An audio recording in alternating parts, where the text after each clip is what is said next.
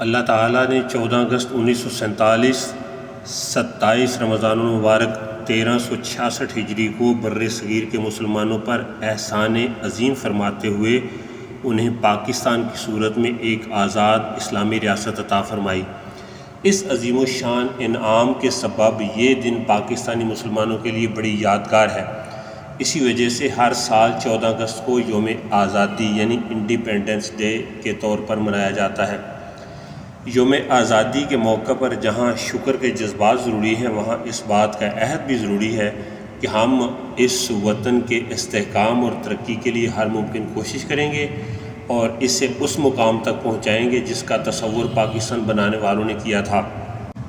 بانی پاکستان قائد اعظم محمد علی جناح علیہ الرحمہ کا ایک خوبصورت قول یوم آزادی کے حوالے سے جذبات تشکر کی ترجمانی بھی کرتا ہے اور ترقی کا راستہ بھی متعین کرتا ہے۔ قائد نے کہا تھا، جب میں یہ محسوس کرتا ہوں کہ میری قوم آج آزاد ہے تو میرا سر عجز و نیاز کے جذبات سے بارگاہ رب العزت میں سجدہ شکر بجا لانے کے لیے جھک جاتا ہے۔ پھر کہا، یہ اللہ تعالیٰ کی مشیت ہے، یہ رسول کریم صلی اللہ علیہ وآلہ وسلم کا روحانی فیض ہے کہ جس قوم کو برطانوی سامراج اور ہندو سرمایہ دار ہندوستان سے مٹانا چاہتے تھے، آج وہ قوم آزاد ہے، اس کا اپنا ملک ہے، اپنا جھنڈا ہے، اپنی حکومت ہے، اپنا سکہ ہے اور اپنا آئین و دستور ہے۔ کیا کسی قوم پر اس سے بڑھ کر اللہ تعالیٰ کو کوئی انعام ہو سکتا ہے؟ قائد نے مزید کہا، پاکستان اللہ تعالیٰ کا عطیہ ہے اور اس کی حفاظت ہر پاکستانی مرد و زن، بچے، بوڑھے اور جوان کا فرض ہے۔ اگر مسلمان نیک نیتی، دیانتداری، خلوص، نظم و ضبط اور اعمال صالحہ سے دن رات کام کرتے رہے اور ان میں برائی، منافقت، عزت و منصب کا لالچ اور ذاتی مفادات کا جذبہ پیدا نہ ہوا، انشاءاللہ تعالیٰ چند سالوں میں پاکستانی مسلمان دنیا کی بڑی قوموں میں شمار ہونے لگیں گے اور پاکستان کی ترقی کی شعاعیں سارے ایشیا کی رہنمائی کریں گی۔ تعمیر وطن کا پہلا ذریعہ ہے پاک دھرتی سے دیوانہ وار محبت۔ انسان کے دل میں فطری طور پر اپنے خاندان، اپنے وطن اور اپنی زبان سے محبت کا جذبہ ہوتا ہے۔ صاحب علم اور ان پڑھ، شہری اور دیہاتی، مسلمان اور غیر مسلم، سبھی بلا تفریق اپنے رشتہ داروں، اپنے دیس اور اپنی بولی سے پیار کرتے ہیں۔ سیدنا انس بن مالک رضی اللہ تعالیٰ عنہ سے روایت ہے، یعنی رسول اللہ صلی اللہ علیہ وآلہ وسلم جب سفر سے واپس تشریف لاتے تو مدینہ منورہ کی در و دیوار نظر آتے ہی اس کی محبت میں سواری کی رفتار کو تیز فرما دیتے۔ یہ صحیح بخاری کی حدیث نمبر 1886 ہے۔ محدثین لکھتے ہیں کہ اس حدیث پاک سے مدینہ منورہ کی فضیلت بھی معلوم ہوتی ہے اور یہ تربیت بھی ملتی ہے کہ مسلمان کو اپنے اسلامی وطن سے محبت ہونی چاہیے۔ پاکستان ہمارا وطن ہے، ہماری اس دیس کے ساتھ فطری محبت بھی ہے کہ یہ ہماری جائے پیدائش ہے۔ اللہ تعالیٰ نے ہمیں یہاں کی نعمتیں عطا فرمائی ہیں اور اس وطن کے ذریعے ہمیں وقار ملا ہے، مگر پاک دھرتی سے ہماری محبت کی اس سے بھی بڑی وجہ ایمانی تقاضا ہے کہ یہ دھرتی اسلام کا مرکز ہے، اللہ تعالیٰ کی عطا ہے، رسول کریم صلی اللہ علیہ وآلہ وسلم کی نگاہ کرم کا اثر اور بزرگان دین کا فیضان ہے۔ قائد اعظم محمد علی جناح نے تحریک پاکستان کے دوران مسلسل محنت کی اور اس قدر مشقت اٹھائی کہ 1947 کے آخر میں آپ کی طبیعت انتہائی خراب ہو گئی۔ کمزوری اتنی بڑھی کہ رخسار کی ہڈیاں ابھر آئیں، لیکن اللہ تعالیٰ کی شان کے علالت کے باوجود چہرے کا وقار اور آنکھوں کی چمک پہلے سے کہیں زیادہ تھی۔ ایک روز قائد اعظم کے ڈاکٹروں نے خوش طبعی کے طور پر آپ سے کہا، ہماری بھرپور کوشش ہے کہ آپ کی صحت اتنی اچھی ہو جائے جتنی 7-8 سال پہلے تھی۔ آپ نے مسکرا کر کہا، چند سال قبل میری بھی آرزو تھی کہ میں زندہ رہوں، مگر زندگی کی خواہش اس لیے نہیں تھی کہ میں موت سے ڈرتا تھا، بلکہ اس لیے تھی کہ قوم نے جو کام میرے سپرد کیا ہے اور قدرت نے جس کام کے لیے مجھے مقرر کیا ہے میں اسے پایہ تکمیل تک پہنچا سکوں۔ اب وہ کام پورا ہو چکا ہے، میں اپنا فرض ادا کر چکا ہوں، پاکستان بن چکا ہے، اس کی بنیادیں مضبوط ہیں۔ اب قوم کی ذمہ داری ہے کہ وہ اس کی تعمیر کرے، اسے ناقابل تسخیر اور ترقی یافتہ ملک بنائے، حکومت کا نظم و نسق دیانتداری اور محنت سے چلائے۔ میں نے اللہ تعالیٰ کے بھروسے سے قیام پاکستان کے لیے انتھک محنت اور کوشش کی ہے۔ اب میں طویل سفر کر کے تھک گیا ہوں اور آرام چاہتا ہوں، اب مجھے زندگی سے زیادہ دلچسپی نہیں ہے۔ یہ گفتگو کرتے ہوئے قائد اعظم کی آواز کپ کپانے لگی اور آنکھوں سے آنسو رواں ہو گئے۔ انہوں نے مزید کہا، گھبرانا نہیں، اللہ تعالیٰ پر بھروسہ رکھنا، اپنی صفوں میں اتحاد برقرار رکھنا اور انتشار نہ آنے دینا، دیانتداری اور خلوص کا دامن تھامے رکھنا، ذاتی مفادات کو ملت کے مفاد پر کبھی بھی ترجیح نہ دینا۔ پھر آپ نے یہ دعا کرتے ہوئے اپنا چہرہ چھپا لیا، اے اللہ، تو نے ہی مسلمانوں کو آزادی عطا فرمائی ہے اور اب تو ہی اس کی حفاظت فرمانے والا ہے۔ میری قوم ابھی ابتدائی مراحل طے کر رہی ہے، کمزور ہے، ابھی اس کی صفیں بھی درست نہیں ہوئیں۔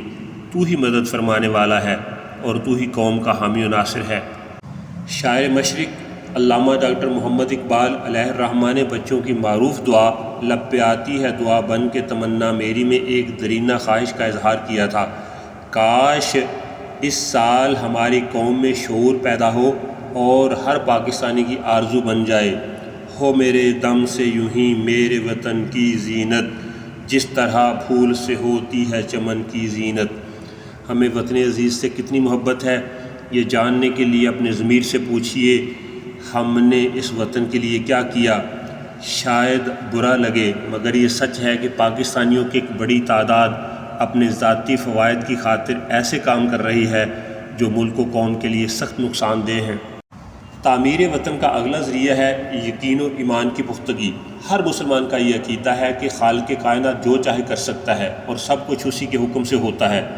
وہ جسے چاہے عزت دے، جسے چاہے ذلت دے، اس کے بس میں ہے کہ بے سہارا کو فاتح بنا دے اور اپنی قوت پر ناز کرنے والوں کو مغلوب کر دے۔ اس کے لیے عالمی طاقتوں کو ڈھیر کرنا اور بے سر و سامان بندوں کو سرخرو کرنا کچھ مشکل نہیں۔ وہ اپنی مدد سے مظلوموں کو آزادی عطا کر دے اور ظالموں کو ذلیل فرما دے تو یہ ہرگز ناممکن نہیں۔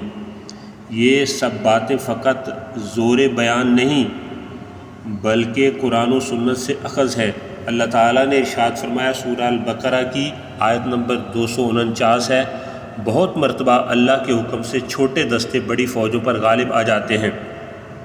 اسلامی تاریخ شاہد ہے کہ مسلمان جب بھی اللہ تعالیٰ کے فرما بردار بن کر اس کی مدد پر بھروسہ کرتے ہیں اور میدان میں نکلتے ہیں تو کامیابی ان کے قدم چومتی ہے، اور جب نافرمانی میں مبتلا ہو کر رب تعالیٰ کی تائید سے غافل ہوئے اور اسباب پر بھروسہ کیا تو پھر وہی ہوا جو اس وقت امت مسلمہ کے ساتھ ہو رہا ہے۔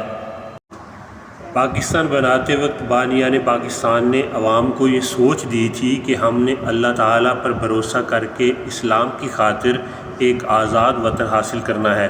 اسی فکر کی برکت سے رب کریم کا کرم ہوا اور پاکستان بن گیا۔ آج بھی پاکستان کی ترقی کے لیے یقین اور ایمان کو پختہ کرتے ہوئے وہی شعور بیدار کرنا ہوگا کہ ہم نے اللہ تعالیٰ پر بھروسہ کر کے پاکستان کو اسلامی نظام کے عملی نفاذ کا نمونہ بنانا ہے۔ اگر یہ شعور بیدار ہو گیا تو جس مالک کے کرم سے پاکستان بنا تھا اسی کے فضل سے ترقی بھی کرے گا انشاءاللہ۔ سورہ النساء کی آیت نمبر 136، یا ایھا الذین آمنوا آمنوا باللہ ورسولہ، اے ایمان والو اللہ اور اس کے رسول پر ایمان رکھو، یعنی زبانی کلمہ پڑھنے والو دل سے ایمان لاؤ، دل سے ایمان لانے والو ہمیشہ ایمان پر قائم رہو۔